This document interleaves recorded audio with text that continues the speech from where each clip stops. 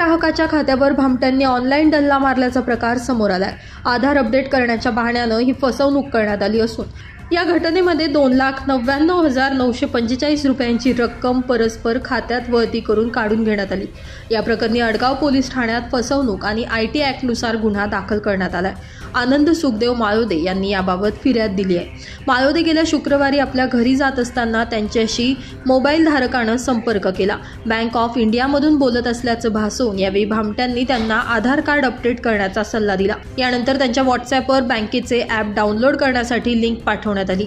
माळोदे यांनी लिंकवर बँक खात्याची आणि ATM कार्डाची गोपनीय माहिती भरली असता ही फसवणूक झाली। अवघ्या काही तासात सायबर भामट्यांनी माळोदे यांच्या बँक खात्यातील सुमारे 2,99,945 रुपयांची रक्कम परस्पर अन्य खात्यात वर्ग करून काढून घेतली असून अधिक तपास जमादार गायकवाड करत आहेत।